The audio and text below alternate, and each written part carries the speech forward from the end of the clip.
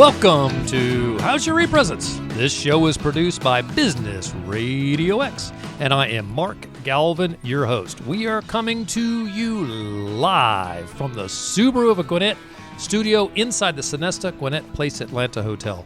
Welcome to all of you. Thank you for being with us today. As you know, here on How's Your Presents, we talk about marketing and digital, helping you on the digital side of your marketing efforts and general businesses, good practices. Thanks for being here. We appreciate you more than you know. We are constantly creating great content for your library, right? So if you're looking for answers on ways that you can do your business a little better, we've got a library sitting there on YouTube, on Facebook, and on LinkedIn that you could refer to, and on our podcast channel. Here's some examples of stuff we've talked about in the past. How to do SEO a little better. How to make and use landing pages. How about this one? This will fit with today. How to use the power of sound. So lots of great content out there. Please be sure to go back and check those. We are always running live shows on either Tuesday at 10 or Thursday at 3. Put us on your calendar and join us. If you tune in live, you can submit questions. And we'd love for you to submit questions so that we can throw them right at our guests. So just like always, do that today, and we would be thrilled to answer a question that you have. Today, we're going to talk about musical instruments and business. Plus, we're also going to talk about picking the right brand, among other things. So stay tuned. If you're watching on YouTube, on Facebook, or on LinkedIn, please subscribe. We'd love for you to get that notification when we go live, and it gives you a chance to personally interact with our guests. Okay, so what are we doing today? We have a great show for you today. Our guest is Bronkar Lee. He is with Spread the Good Stuff. Yes, the name of the company is Spread the Good Stuff. He is a dad, a lover of nature and music, and a believer in the magic of the universe. He has starred in his own journey as a musician and plays over 40 instruments. He has toured Europe as a ringmaster in a world-renowned circus. He's appeared with Jay Leno on The Tonight Show. You can tell I'm pretty excited about having this guest on. He has starred in Super Bowl commercials. Today, he pays his bills generally by being an inspiring and engaging keynote presenter. He's performed over 5,000 live events for companies like Google, Facebook, YouTube, and Disney Cruise Lines. He once dropped a video that went viral of him beatboxing with his son and has over 200 million views. He is the founder of a newish organization called Spread the Good Stuff.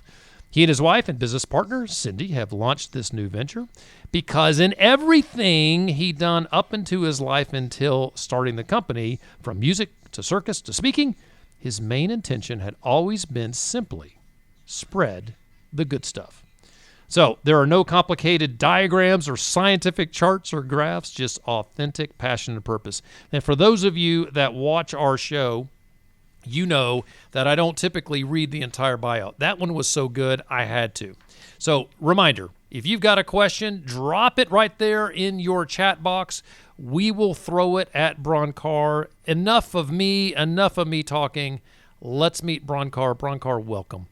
Thank you. It's great to be here. I am so glad to see you. I will tell you, you are, and Mike, I cannot hear Bronkar in my headset. I will tell you, I am so glad you're here because you and I have met each other a couple times. I have seen you perform, and you do some impressive stuff. I'm just going to tell you, I'm very impressed with the work you do. One of the things that you 40 instruments, that's a lot of instruments. How did you learn to play 40 instruments? You know, it just happened one night, and I woke up and no. Just boom.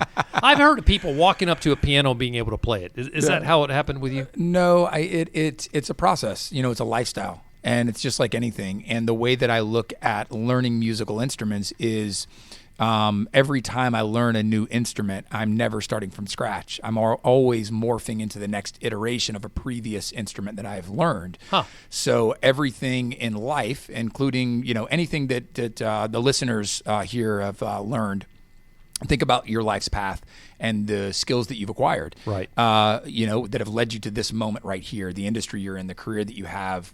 Think about all of those skills. I mean, the fundamentals of speaking, of communicating, and how those are then leveraged into, typing and texting, and those are leveraged into, different types of skills. We're never starting from scratch. We're always morphing into that next iteration. So once I learn a stringed instrument, for example, a bass guitar translates to an electric guitar, translates to a violin. There's subtleties inside of fretless, non-fretless, a bow, a pick, fingers. I mean, there's all of these subtleties and nuances, but ultimately it's this instrument, these motor skills and mechanical skills here then translate and transfer into the next iteration. So you're telling me that by my starting off on my Mac computer some 20 minutes ago, actually it was more like 20 years ago, that I learned some skills on that computer that I was able to graduate on and do other things, kind of like what you've done with instruments. Is that absolutely parallel?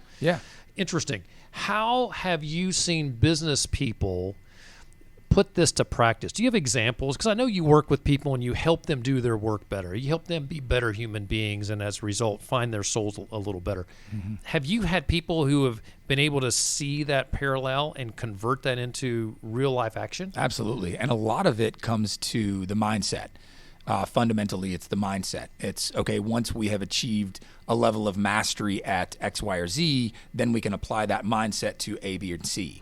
And so if I've achieved a high level at this particular thing, if I can figure out how to get in that mindset but be the beginner, then I can transfer that. And I can basically, I think that the biggest limitation for human beings is ourselves. Like, we get in our own way, and we've heard that in different, sayings, but we get in our own way. We're our biggest roadblock in life. And so if we can get out of our own way and we can be the beginner, but also incorporate the level of mastery that we've had in another realm, then we can lean into that new experience, right? With that confidence and that power, because we're operating from that place of power. So I got an interesting question. I mean, there's so many things going through my head. The one thing that comes to mind is that this happens to me, and I'm assuming this happens to other people, that you go into the day, you're doing your routine, and it's just not happening, right? Mm-hmm. You're struggling with it, and there are times, okay, I know I need to work that checklist, but I can't seem to get it, and you're going to laugh. If I don't find the checklist motivating, or I can't seem to attack it, I pick up the phone and call somebody, because I'm such an extrovert. And if I interact with someone, I'll put down the phone. I'll be like, yes, I'm ready to do this. But not everybody's wired that way.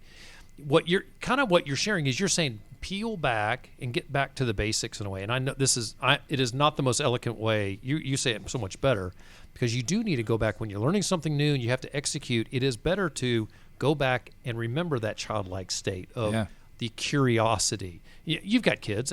Tell us about you've got two sons, I believe. What are their ages? Yeah, I got two boys, Elijah and Nico. So 3 and 5. So Elijah is, his nickname is Beautiful Rainbow Fireworks, and Nico is the Little Red Dragon. Wait. I'd love to hear that. But anyway, we'll have to get down to the Little Red Dragon part a little later. Oh, he is every bit fireball, every bit red, curly hair, and he is full tilt boogie. From the time he wakes up to the time he hits the pillow, it is just full on. But I wanted to just touch on, because we can go down the parenting rabbit hole deeply. You and I can always go down rabbit holes. We've got plenty of rabbit holes, and gopher holes and all kinds of holes. But but I wanted to touch on, because what you mentioned there was going down the checklist or the to-do list and really optimizing your kind of that peak performance state and being able to really execute at a high level and consistently. And I think sometimes we get in funks, right? And not the good kind of funk, right? It's like the bad kind of funk. And so then we want to change up our state, right? We want to shake things up. Maybe we want to go take a cold shower. Maybe we want to call somebody, a cheerleader that's going to pump us up. We want to kind of redirect. We want to, because we've all heard a lot of talk about knock the big dominoes out first, right? Get those big things done first, and then everything else is the easy. Big three, right? Exactly, and that is absolutely true. And every day is a new day, right? And every single day is a new day. And so some days are different than others. Some days are more preferred, less preferred, and it's optimal, suboptimal, however we want to label it. But when we get in that funk, that is the less preferred funk, to shake things up, to change the state, to get some kind of a win under our belt is really important. And this goes back to, I used to be a really high-level juggler, so I have a few world records. Wait. Yeah. So you play 40 instruments and you juggle. And it's all the here, same. I got a couple water bottles here. And it's all the same. But the thing is, it's all the same thing. It's eye-hand coordination. It's just it's programming and patterning. It's all the same thing. Like juggling. Wait. Hold on. Yeah. Hand-eye coordination. Yeah. If you're athletic, is what I'm hearing. I could play an instrument because playing an instrument is athletic. Yeah, very much. Well, if you look at something like brass, if you look at woodwinds, if you look at any brass instrument is very athletic. So you have to create your embouchure sound. So you have all these inner mechanics. Wait. What was that word? Embouchure. Embouchure. O-M-B? So you're producing these different, your different.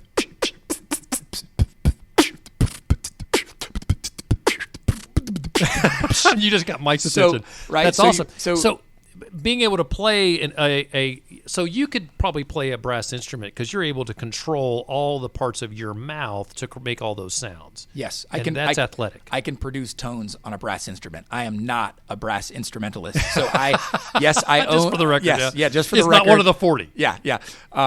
But it's in other words, when I say that athletic ability, there is number one. There's the eye hand. Yeah. Right. So okay, I want to do this thing, so I wiggle my finger in this particular way, and then I produce this particular sound. Okay. Right. Yeah. With brass, or I play a lot of woodwind, so I play a lot of flutes, saxophone, things like that.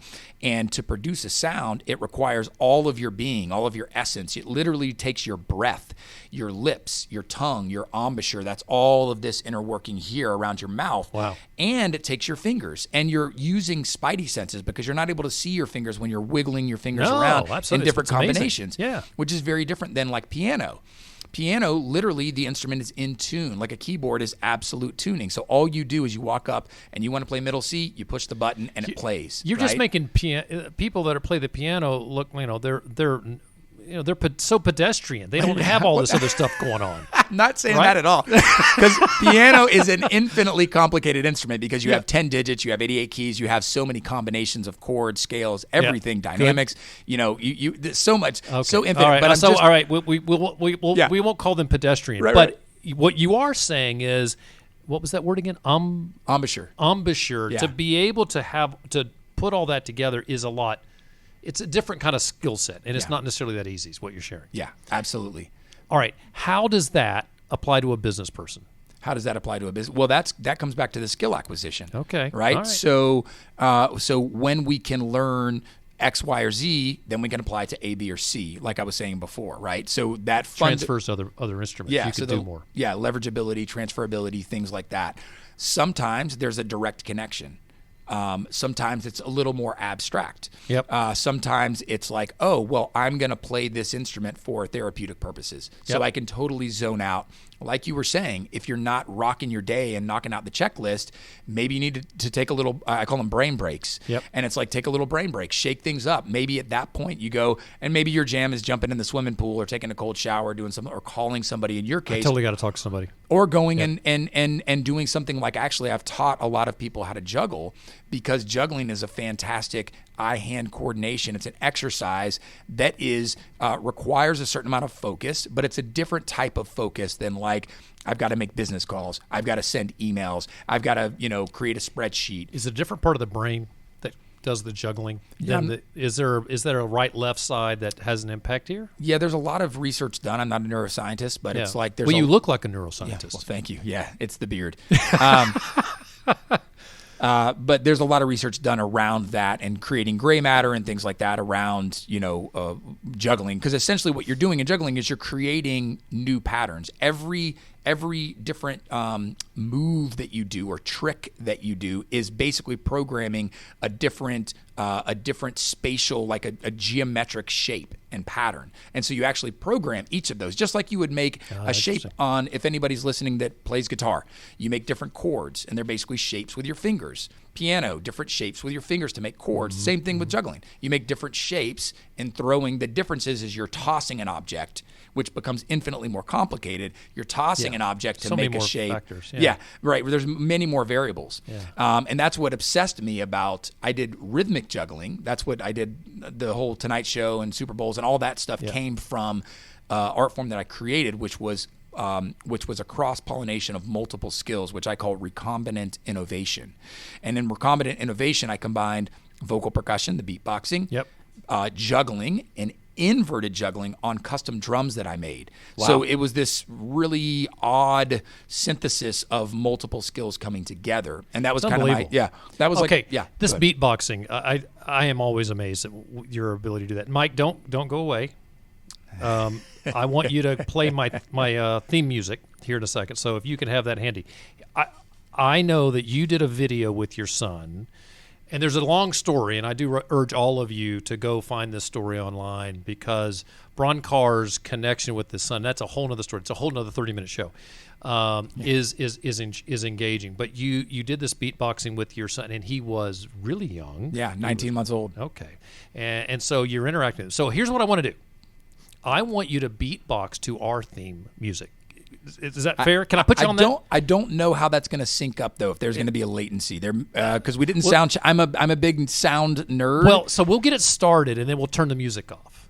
Oh, so you'll give a demonstration, and then I'm going to little sound, and then you get to riff from there, and we'll just kick the music off. How's that sound? Does that work? That sounds like I'm not going to say no. All right, well, let's go. So we'll play a little, and then you get to take it from there.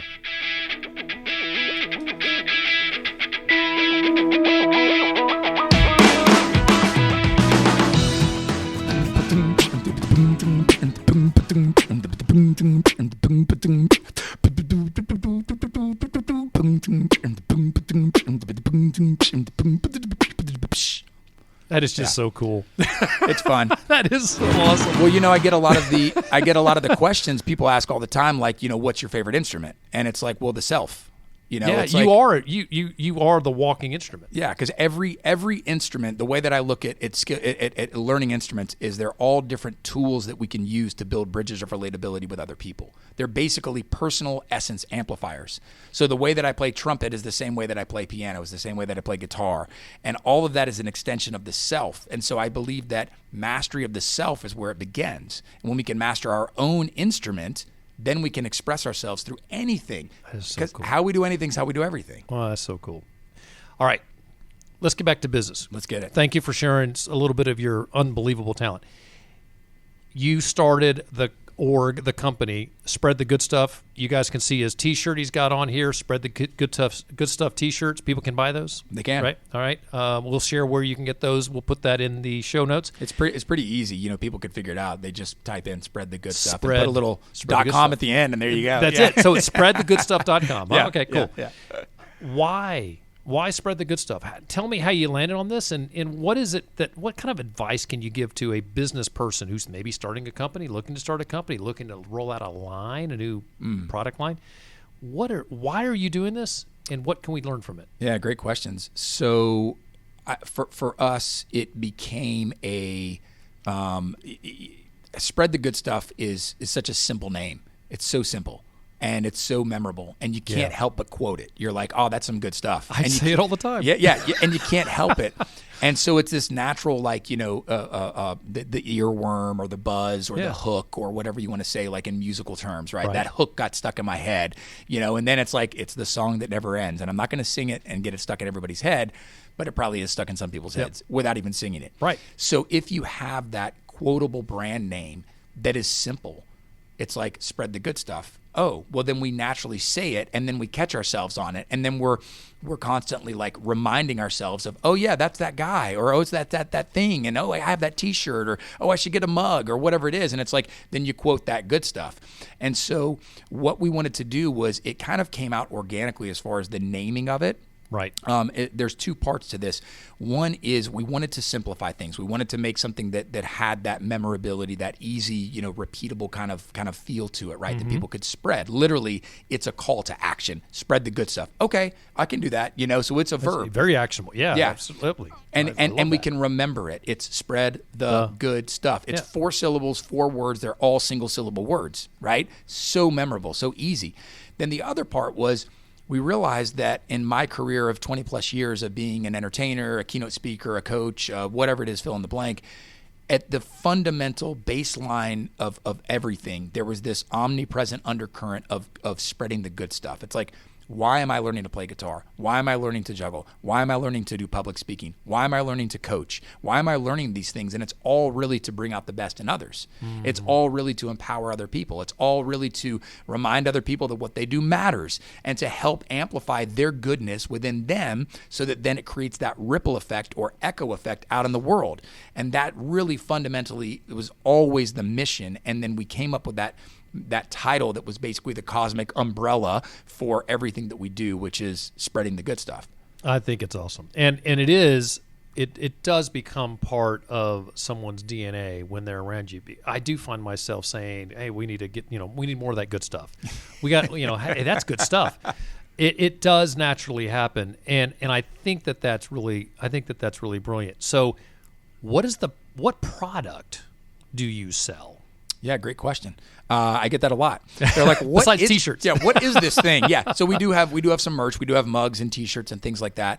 But I also do a lot of so I do keynote speaking. Yep. I do performance. So so that's kind of the live events. That's spreading good stuff right there. It is. Very entertaining. So I work in the live event space a lot. I do large conferences and theaters and all kinds of things. Okay. And then in the coaching realm, I do a lot of personal development. So I work with small groups. I work with corporations.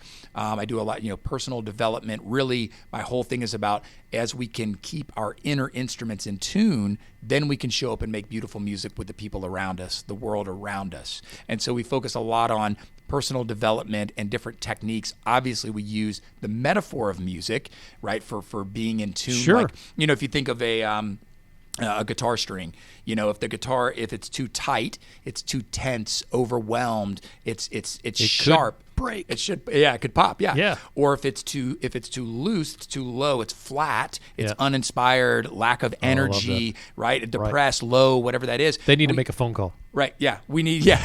Right. We want to have that. We want to have it just right. A little bit of tension keeps the guitar in tune, right? Okay. So it's not just totally flat, but we want to find that Goldilocks zone. And so that's when we can use that metaphor of, on a daily basis. Oh, how am I feeling today? What is my inner instrument tuned to today? How am I tuned? And so we think of it, and we always get the answers to the questions that we ask of life. So when we ask, like, oh, what is my inner instrument tuned to today? Am I ready to show up and harmonize with my wife or my kids or my colleagues or my coworkers or my clients? Am I in my optimal performance state first? Because if we are not in tune, how can we expect to show up and harmonize and make beautiful music with the people around us? There's a lot to unpack there. You're taking all of everything that you just shared, and you're using that in coaching. You're using that in your keynote. You're using that in all the aspects of spread the good stuff, so that you can just basically, spread the good stuff. There's a question. There's a comment you made in there that someone has to question.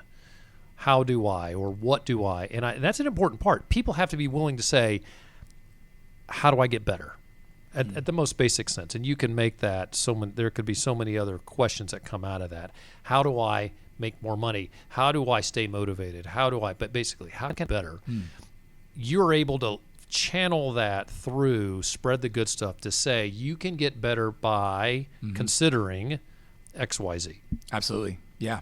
And that's a conversation. That's a dialogue. Yeah, so there's so many.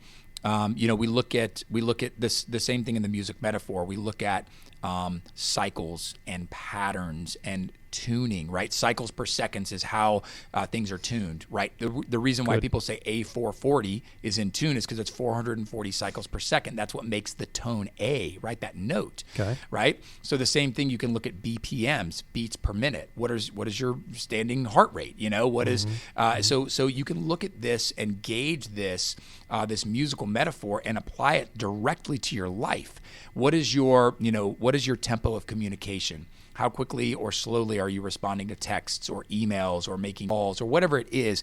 There's a metaphor that's all around us, and everything in life is rhythm. Everything. So we use music literally as, hey, we're going to play some music here. We're going to play an instrument. And we're going to use that to be a tool, and I can unpack a little bit more inside of that. But also metaphorically, what is our awareness of rhythm? Everything is rhythm. Everything, the broadcast that we're doing is rhythm. The way that I'm gesturing my hands is rhythm. Yeah. The tempo in which I am speaking is rhythm. Is rhythm? Right? And then we have inflection and different, melody is such an important part as well. And so we look at just the communication and language, and there's so much to unpack inside of that. The communication, the beats of a communication can inspire people to feel a certain way, right?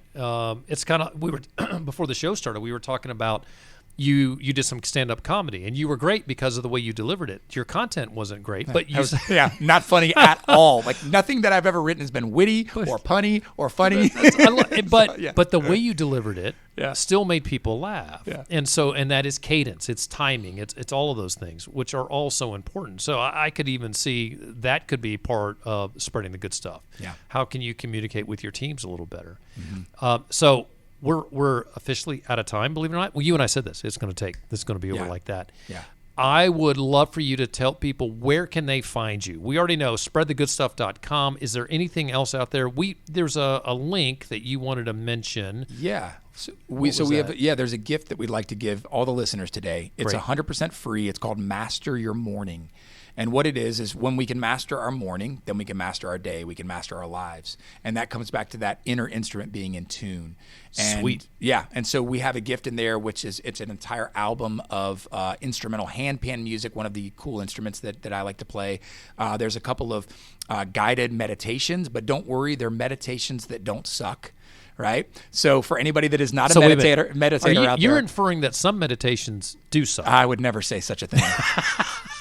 I'm constantly trying to get you to drive over the bus over someone. But the piano player. Right, you are. I see how you're steering me. But no, one of my passions is to bring meditation to the mainstream, mindfulness to the masses, because there's a way that we can bake the ingredients of meditation and mindfulness into our recipe of life. And when we can do that in a current version that fits the entrepreneur, the solopreneur, the business leader, the human being that's existing today in this century, then it can be a powerful tool in our tool belt. And so that's one of my passions. So I use music blended with guided visualization or meditation in a way that doesn't suck, that aligns the mind for success. And when we can use that at the beginning of the day, we can give ourselves permission to pause the music, listen within, adjust the tempo, press play again. We can turn the volume of the external world down, the volume of the inner self up. Then we can really find that beacon that is driving us. We can align our minds for success, and then we can show up and operate from our place of power. So we have a couple meditations in this PDF printout and all this stuff. But anyway, it's Master Your Morning, and there's a bit.ly link in there. I think, and it's on the screen. Yeah, it's on the screen. Okay, perfect. I don't have the screen in front of me, but I know it's on the screen. Yep, I'm getting the okay. It's on the screen. So there you go, folks. You can see it on the screen. We will put that in the show notes. So if you're listening to this on a podcast, look at the show notes. You'll see that. And I tell you what, I'm gonna read it out loud just to make sure all of you have it. It's bit.ly, so bit.ly/good stuff morn. Good stuff, MORN. Good stuff morn. That is good stuff. Just saying. Any place else you want people to go? We got the website already. We've got thank you for the gift for our listeners. Anything else? That's it. That's it. And I love you, listeners, whoever you are, wherever you are. We definitely love our listeners. There's a little heart there. Oh, and they're all gone. They just left the building. Bronkar, thank you for being here. This was fun. You and I, for some of you that that know this already, he lives around the corner from me, and there's this great park. And I spent an afternoon, met him. We went for a walk around the park. Do you remember this? Yeah. Hopefully you remember that. Oh, yeah. And among the trees and the lake there, got to hear the Bronkar Lee story, which is the whole story is fantastic. Thanks for being here. I appreciate you, my friend. Thanks for and we'll having see me. you soon. For the rest of you folks, thanks for joining us here on How's Your ePresence. What do we do? What is ePresence all about? We offer full service social media management. This is personal, company. We offer consulting. We offer training, all on social media. We even have a new division called eForensics, where we will help lawyers find content, really gather content that's sitting out there on social media that you need to, for litigation. If you would like to take advantage of any of that, as a How's Your ePresence listener, you automatically get a 5% discount on all of our services. Go right there to the link that's on your screen, or just let us know that you heard about the discount when you call us, and we'll give you that 5% discount. How's Your ePresence is broadcast live each month on the third Thursday at 3 here on Business RadioX. You can listen to any of our shows 24/7 by going to businessradiox.com and selecting the Gwinnett Studio. How's Your ePresence is everywhere outside of Business RadioX as well. We are live on YouTube, LinkedIn, and Facebook. Please subscribe. Put that subscribe button on the screen. Subscribe so you know when we go live, and you can ask a question of any of our guests. If you're a podcast listener, website is epresence.me/podcast. You can catch a link to all of our podcast locations. We are everywhere. If you're on Spotify, look for us there. If you want to catch us on CastBox, you can find us on there. Just look up How's Your ePresence. We are dropping new content every single week, so you want to make sure we add that you add us to your podcast app. Also, you can hit our website as a resource for all of our shows, epresence.me. That's epresence.me, because it's all about you. This show is produced by Amanda Perch and Mike. Actually, it's promoted by Amanda and produced by Mike Salmon. The video production assistant is our own Morgan Wood. Until next time, for my guest, Bronkar Lee, I'm Mark Galvin, and this has been How's Your ePresence?